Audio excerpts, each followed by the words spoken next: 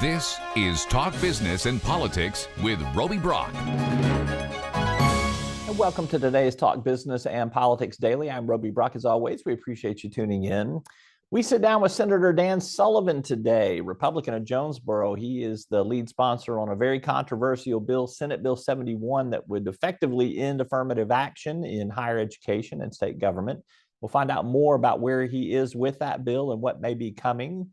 We also, too, will take a look at a preview of what's on this weekend's Talk Business and Politics and Capitol View programs. Stick around for today's Talk Business and Politics Daily.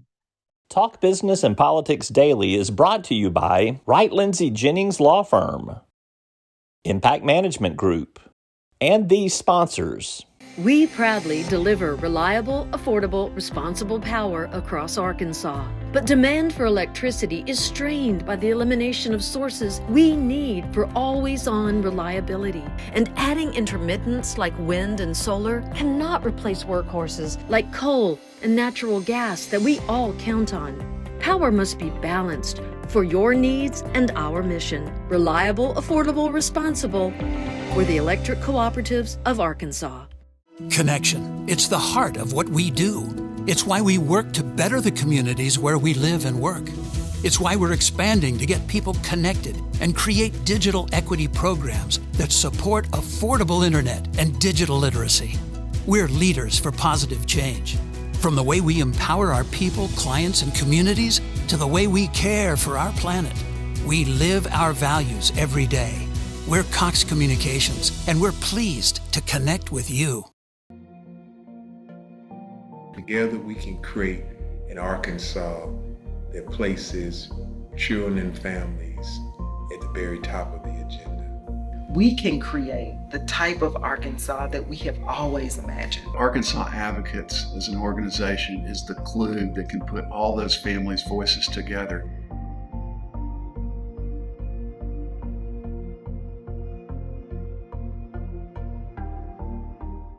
Welcome back to the program. Joining me now, Senator Dan Sullivan, Republican of Jonesboro. He is also on the Senate Public Health Committee, Senate City, County, and Local Affairs, and a few others as well, but those are the big ones. Senator, thank you for being here. Thank you. I'm a little worried about the reputation of the state Senate. I got to say, I watched the proceedings on Thursday, and y'all voted down an appropriation for puppies and kittens. It was a appropriation for animal shelters. Will you go on the record with me and tell me that you're not opposed to puppies and kittens?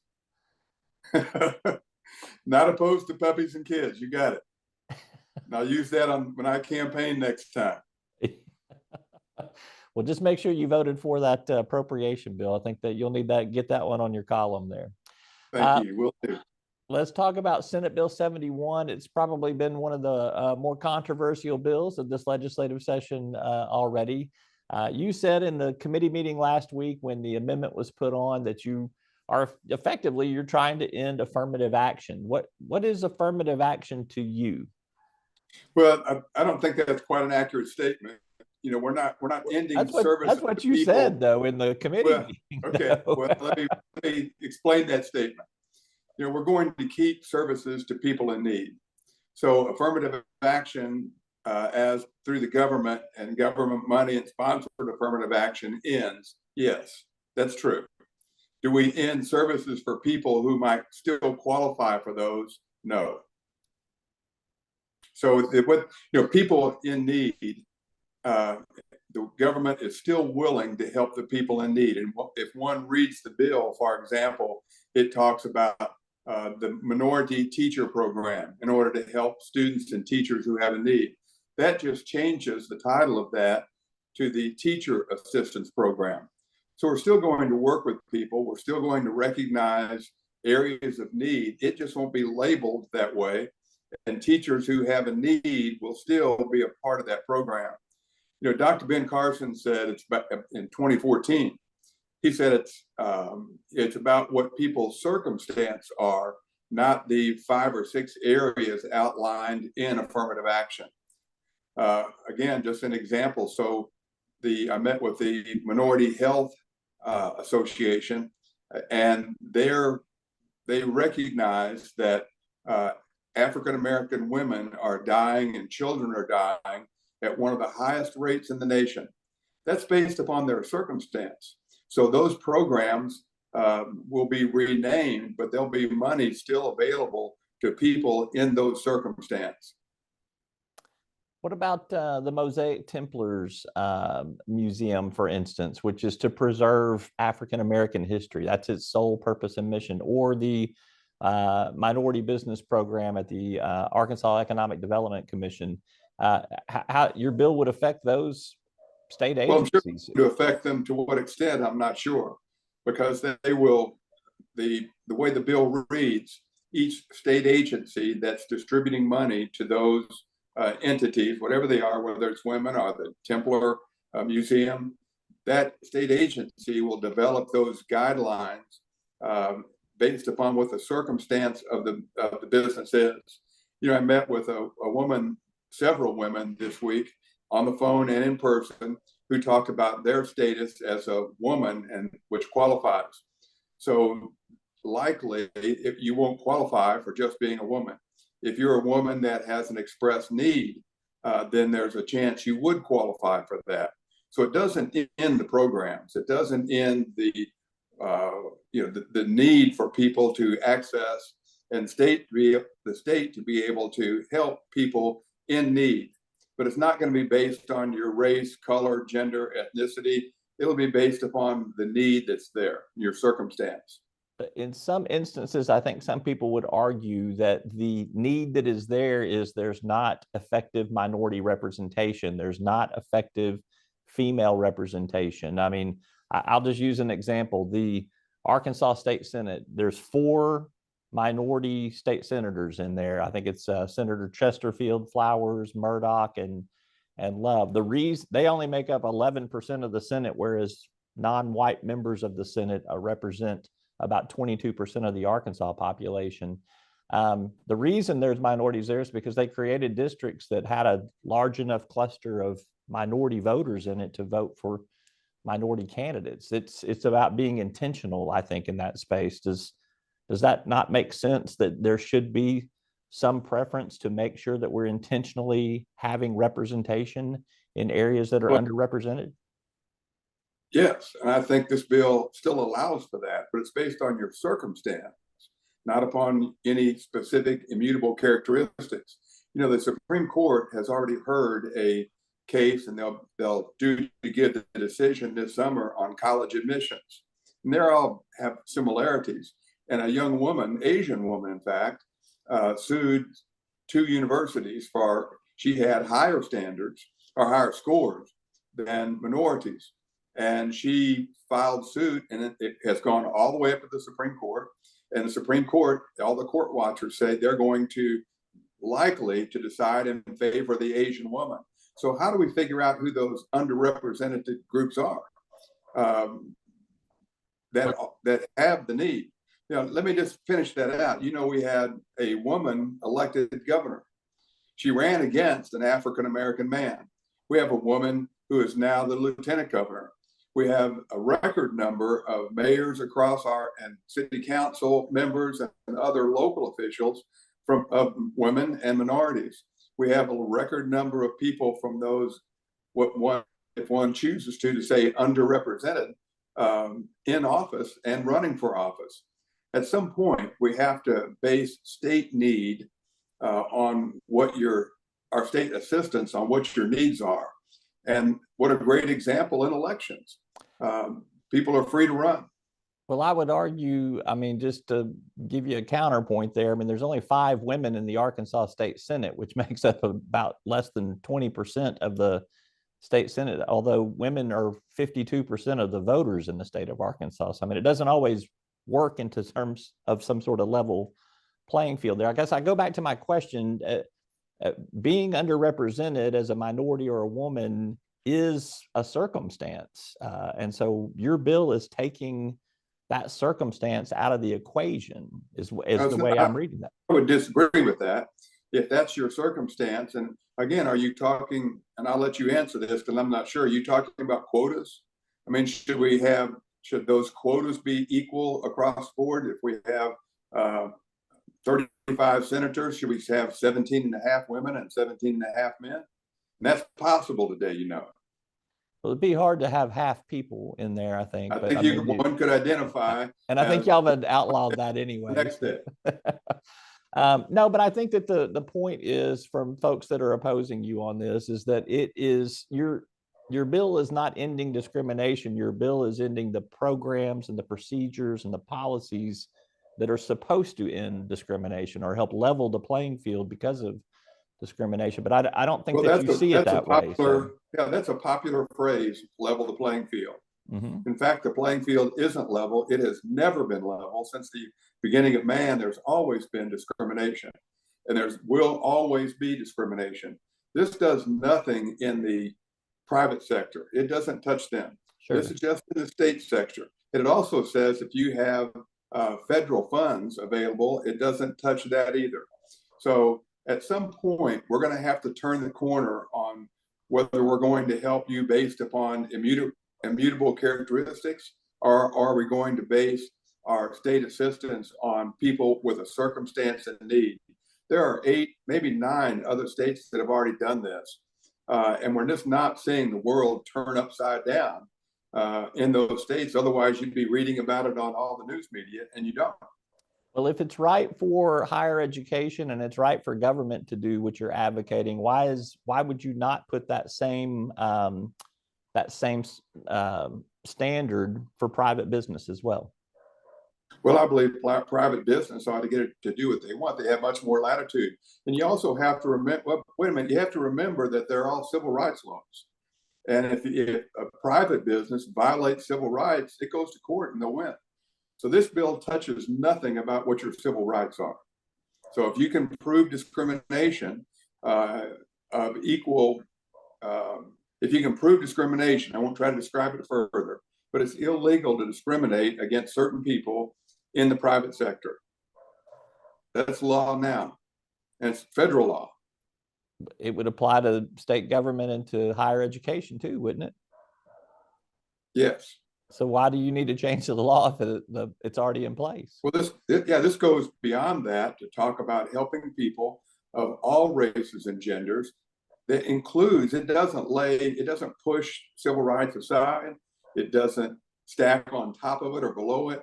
It just says there are more things out there that might cause one to be in need. For example, if you're Asian, and I think even it applies to people of Latin descent, they're not mentioned in civil rights laws. This would cover them.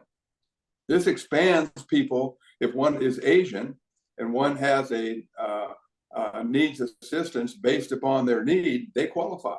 They don't under affirmative action. We're expanding what that is. And I'll give you another example, a strong example. Governor Sanders talked yesterday about getting quality teachers, high quality teachers into the Delta. And we all know the Delta struggles getting teachers. Right now, if you have to be a minority teacher to qualify for extra money and assistance. If you had the choice and your listeners had the choice, which would they choose? A minority teacher, or that is average teacher, or even an average teacher, or would they rather have a highly qualified teacher? Many that I've talked to said they want someone who the student identifies with. They look the same, they talk the same, they have hair color the same, their hairstyles are the same, and they would actually choose that teacher regardless of their performance, their ability. They would actually choose that over a high quality teacher. I disagree with that. Are you saying that a minority teacher would be average? Is that what you're saying? No, if you have an average minority teacher, if it's not, and of course what people say in response is we want both. Okay, but when you find them, go ahead. This bill doesn't stop that. It just says that we want the highest performing teachers in that area, regardless of what about an Asian. So if you have a high quality Asian, why do you pick people based on those genders or those characteristics? We want highly qualified teachers there. All right. You've had a lot of Hard to conversations. argue against, isn't it? Well, there's a lot to unpack there, but you've had a lot of conversations this week with a lot of different people. Has anything changed your mind to cause you to want to modify or amend the bill from where it's at right now? Well, I promised a week or so ago that I would leave it open to changing my mind. And I've met with, as you say, many groups. I met this week with the state NAACP. I met with the representatives from my area, Jonesboro. I met with the Black Caucus and many other people in that room. I've taken multiple phone calls. I have another meeting this afternoon with people. So if one, and the state NAACP had some problem with some of the language. So if they submit language that's better, I'm all for it. But the direction is, and the trend is, to identify more people that qualify. We incentivize people to join a group or create a group that claims a grievance or a grave status. And if you can be, first your choice is to just join another group that's aggrieved, or you go create a new group that's aggrieved. That's the wrong direction. We need to start working towards working together as a group to identify people who have legitimate needs and provide that assistance to them. Met with a woman the other day. I won't say what her gender, I won't say what her color was, but she is part of the women's group as a grief status. She says that businesses use her as a front and a pass through to get a contract. So they'll give her, 5% of the money. They'll keep 90% of the money through the operational guidelines. They'll pay her a little bit and walk away with that contract. That happens all the time. There's still another 5% in that equation there. All right, let's last question for you. Are you going to re-refer this bill to the Senate State Agencies Committee so there can be some more testimony on the Senate end on this? Or are you going to keep it on the floor and move it?